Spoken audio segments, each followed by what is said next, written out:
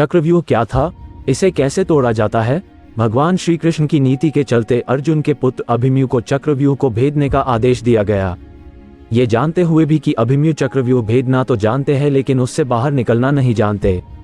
दरअसल अभिमन्यु जब आगरा के गर्भ में थे तभी चक्रव्यूह को भेदना सीख गए थे, लेकिन बाद में उन्होंने चक्रव्यूह से बाहर निकलने की शिक्षा कभी नहीं ली।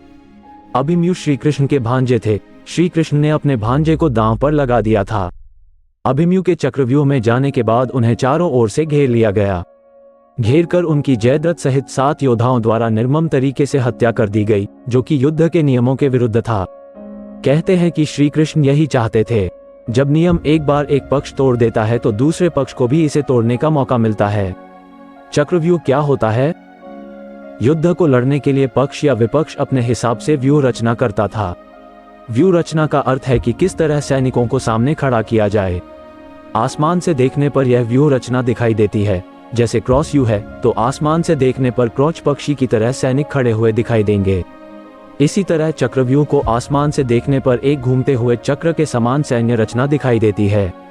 इस चक्रव्यूह को देखने पर इसमें अंदर जाने का रास्ता तो नजर आता है लेकिन बाहर निकलने का रास्ता नजर नहीं आता। ये तो कोई बहुत ध्यान से देखे तो ही संभव होगा, लेकिन इसके लिए आपको आकाश से देखना होगा।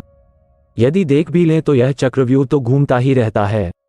कहते हैं कि चक्रव्यूह की रचना द्रोण ने की थी। इस व्यूह को एक घूमते हुए चक्के की शक्ल में बनाया जाता था, जैसे आपने स्पाइरल को घूमते हुए देखा होगा। कोई भी नया योद्धा इस व्यूह के खुले हुए हिस्से में घुसकर वार करता है या किसी एक सैनिक को मारकर अंदर घुस जाता है। ये समय क्षण भर का होता है, क्योंकि मारे गए सैनिक की जगह तुरंत ही दूसरा सैनिक ले लेता है, अर्थात योद्धा के मरने पर चक्रव्यूह में उसके बगल वाला योद्धा उसका स्थान ले लेगा, क्योंकि सैनिकों की पहली कतार घूमती रहती है। जब कोई अभिमन्यु जैसा योद्धा व्यूह की तीसरी कतार में पहुंच जाता है तब उसके बाहर निकलने के रास्ते बंद हो जाते हैं। यदि वो पीछे मुड़कर देखेगा तो पता चलेगा कि पीछे तो सैनिकों की कतारबद्ध फौज खड़ी है। व्यू के घुस जाने के बाद अब योद्धा चौथे स्तर के बलिष्ठ योद्धाओं के सामने खुद को खड़ा पाता है। इस चक्रव्यूह में योद्धा लगातार लड़ते हुए अंदर की ओर बढ़ता जाएगा और थकता भी जाएगा, लेकिन जैसे जैसे वो अंदर जाता जाएगा अंदर के जिन योद्धाओं से उसका सामना होगा वो थके हुए नहीं होंगे। ऊपर से वे पहले वाले योद्धाओं से ज्यादा शक्तिशाली व ज्यादा अभ्यस्त भी होंगे। शारीरिक और मानसिक रूप से थके हुए योद्धा के लिए एक बार अंदर फंस जाने पर जीतना या बाहर निकलना कठिन हो जाता है। अभिमन्यु के साथ यही हुआ होगा। कैसे फंसे अभिमन्यु? चक्रव्यूह में कोई भी योद्धा विषयों की दीवार तोड़कर अंदर जाने के लिए सामने वाले योद्धा को मारकर अंदर जाने का प्रयास करेगा, लेकिन वह तभी अंदर जा पाएगा जबकि मारे गए योद्धा की जगह कोई दूसरा योद्धा न आया हो।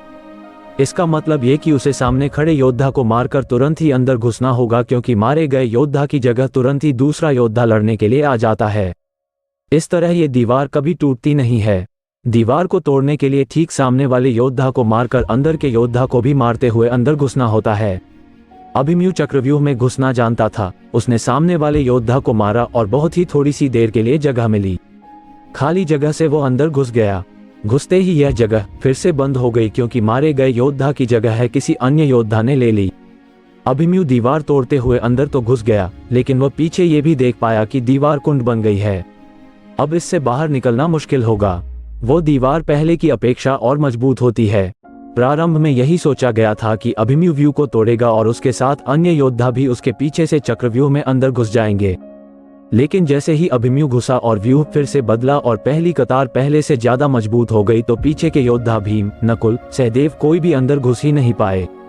जैसा कि महाभारत में द्रोणाचार्य भी कहते हैं कि लगभग एक ही साथ 2 योद्धाओं को मार गिराने के लिए बहुत कुशल धनुर्धर चाहिए। युद्ध में शामिल योद्धाओं में अभिमन्यु के स्तर के धनुर्धर 2-4 ही थे, यानी थोड़े ही समय में अभिमन्यु चक्रव्यूह के और अंदर घुसता तो चला गया, लेकिन अकेला, नितांत अकेला। उसके पीछे कोई नहीं आया। जैसे जैसे अभिमन्यु चक्रव्यूह के सेंटर में पहुंचते गए, वैसे वैसे वहां खड़े योद्धाओं का घनत्व और योद्धाओं का कौशल उन्हें बढ़ा हुआ मिला, क्योंकि वे सभी योद्धा युद्ध नहीं कर रहे थे, बस खड़े थे, जबकि अभिमन्यु युद्ध करता हुआ सेंटर में पहुंचता है।